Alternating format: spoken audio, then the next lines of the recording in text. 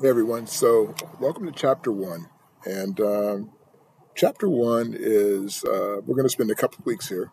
It is one of the chapters that I felt that, as I want you to get sort of build a base and sort of see how the class is going to flow, that I decided to expand it for a couple of weeks so you could, one, take in the information, have time to really sort of digest the discussion that I want you to have, and then also to write your chapter overview, which is really just a matter of, I want you to say, so what did you take away from chapter 1? And we'll be doing this for each of the chapters that are that are listed for this 8-week session.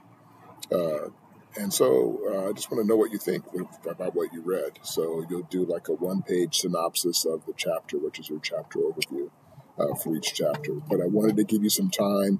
So the first one will take a couple of weeks. After that, they'll be like 1 week each. But at least it'll give you a setup to sort of get used to the format that we'll be using for the class and have a little more time to do this. Chapter, and what we're going to do is cover a series of different issues regarding global studies that I find to be really interesting and but also compelling about how we handle these things. And really, at the end of the day, what I'm really asking you in the midst of all this is that after you read the content from the chapter, after you've gone through the PowerPoints and watched some of the videos, really the question is, what do you think? And that sounds like a simple question, but one of the most complex questions you can ask anyone, particularly students, is what do they think? Because oftentimes people don't really know what they think. And sounds silly to say, but it's very true. And then so how to get you to sort of frame the issue in a very simple way. I'm not trying to get you to be the expert. I just want you to get comfortable with taking in information that you're not familiar with and being able to develop an opinion. So the first chapter, which starts off in a pretty sort of a heavy way, deals with basically this new arms race that is taking place around the world. And by arms, we're talking about military, the rise of military engagements, but also the advancement of military technology and kind of the state of the world with regard to how dangerous it has become. More recently, President Biden has been talking. In fact, just last week, he said that we are in a precipice with Russia that is close to where we were in 1962 with the Cuban Missile Crisis, which almost brought us to the brink of nuclear war in a very serious way. Personally, this is my field of expertise, and I have done much work with nuclear proliferation and chemical biological warfare and international security and terrorism. I've taught many classes in this field at multiple colleges and universities, so I'm very comfortable in this dialogue. And I can tell you that this is not quite like the Cuban Missile Crisis, where that was between the United States and Russia looking at shooting at each other. This really has more to do with Ukraine and the potential of what happens if Russia launches even a tactical or smaller nuclear weapon at Ukraine. What's the response? And there have been many in our area, and I apologize for the plane, so let me stop for 1 second.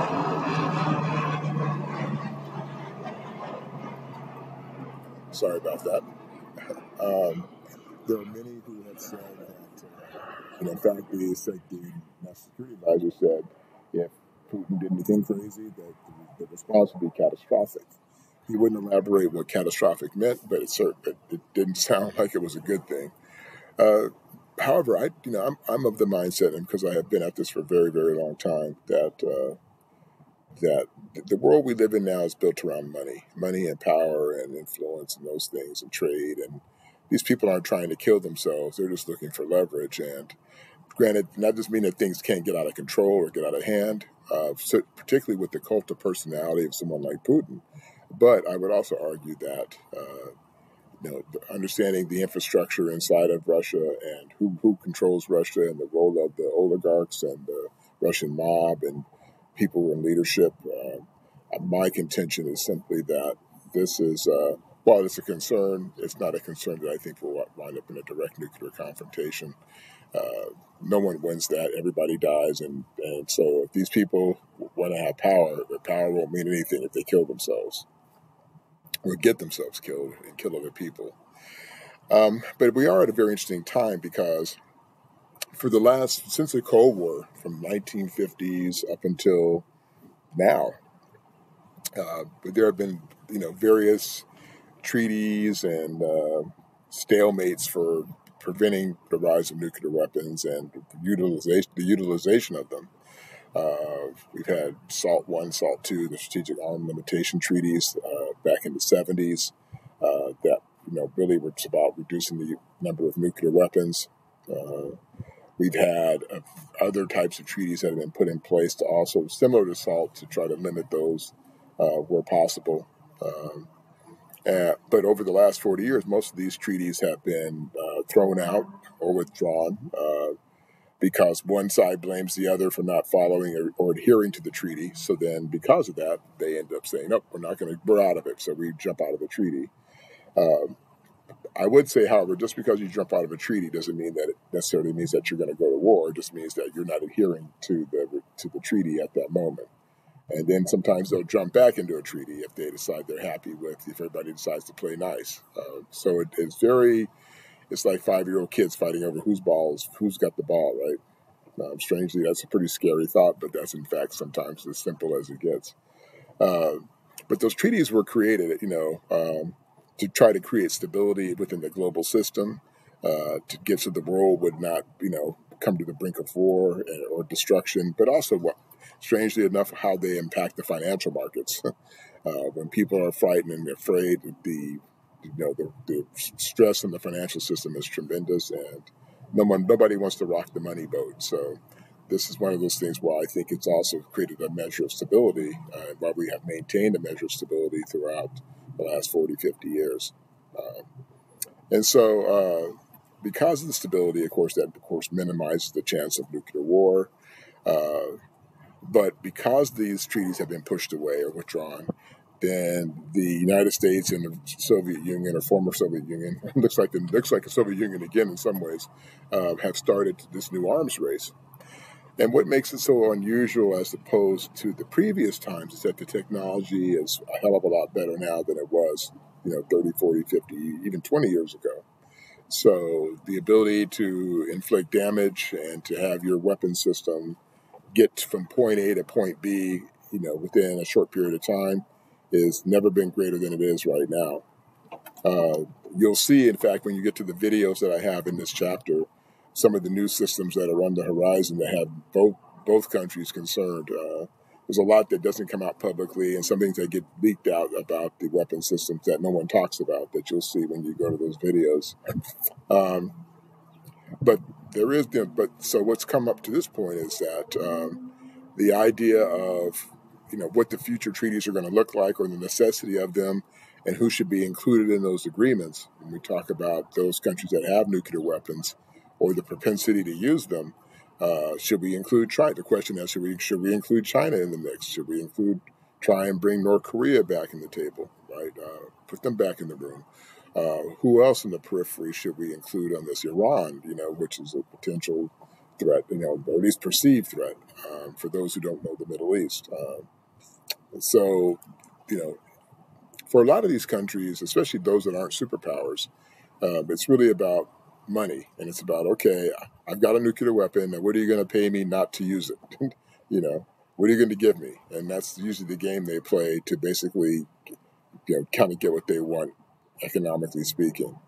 So a lot of backdoor deals happen as a result of this. But never have we found ourselves at a point where the danger is as large as it is, and it's continuing to grow, and because of the measures that are happening in Ukraine right now, and the tenseness between China and the United States over Taiwan, we are at a pretty strategically challenging moment, and certainly, people would like to puff their military's chest to be able to show that who's the bigger, badder person.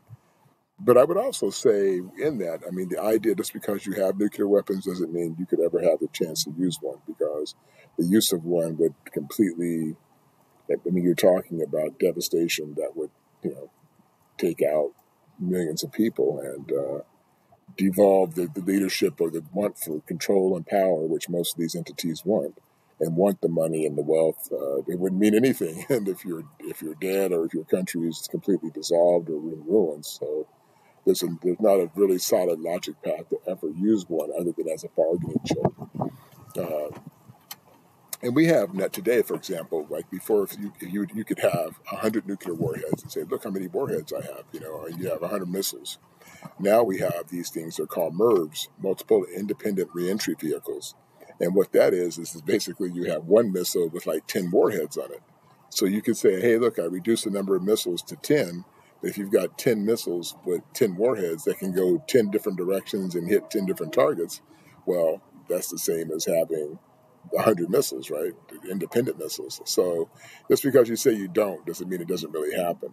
But nonetheless, the idea of, is there ever a point that we could get to even a basic discussion of either denuclearization or even the idea of reducing numbers to something that's reasonable, or even the question of should we even have nuclear weapons is one that we have to really look at carefully in the world we live in today. And that's one of the challenges that we have.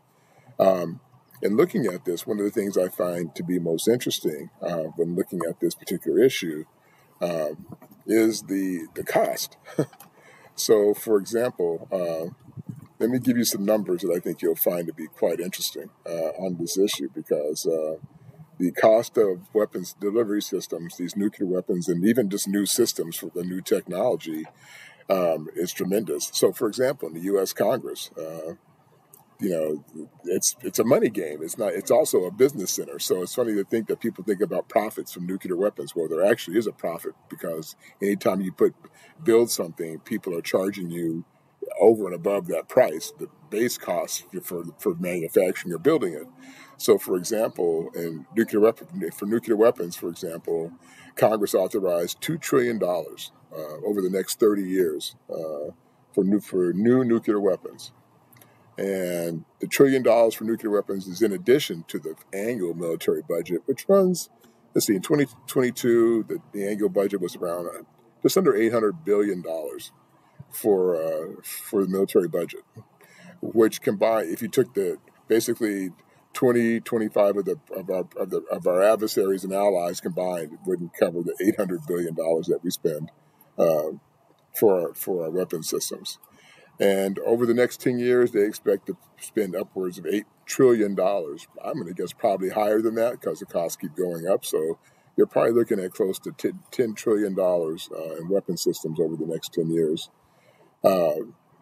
And President Biden, came up with this plan, which he called Build Back Better, which was supposed to be for education, environment, infrastructure, to try to basically fix the roadways, clean up the technology we have, make it so that it's more efficient, cleaner energy things. And that only runs at $3.5 trillion. And yet people were pissed about that and probably that gets shot down. People complain about it when in the midst of that, you have as much money as we spend on military spending. So we find ourselves in this accelerating race, and the question is, can it get out of control? Absolutely, it can get out of control. And then the question is, well, what does it look like when it gets out of control? And is there a way to rein it back in? And the methodology or plan to rein it in, if it's at all possible to rein it in. And those things are things that, throughout this chapter, that you'll get a chance to investigate and look at and sort of be able to sort of decide for yourself. Which I also posed to you in your discussion question for this chapter. Does it make sense? Well, is there a viable way to get a new treaty? Are there things that we can do? What happens? How do we get there? With all the new advances of technology and new ways we have to kill each other, how do we get ourselves out of this notion of brinksmanship and this rise of potential, escalating threats to one another that bring the world and not only threat to our country, but also threat to the world under control. And that's what remains to be seen. And hopefully by the end of this chapter, as you go through and look through the history of nuclear weapons and also look at where we are today, I look forward to reading some of your comments and your questions to your classmates about this. Real quickly, I will say most of these discussions or these lectures, the mini lectures I call them that I do, try to keep them anywhere from 15 to 20 minutes. I used to do them around 30 to 40 minutes, but I found that students wouldn't read them, wouldn't watch them, or they watch a few minutes. So I'm hoping that by having them shorter, that they will help you and give you some insight. And but you'll also make sure that you do watch them. Okay. All right, you guys. Have a good afternoon. I will see you for the next chapter. Okay. Take care.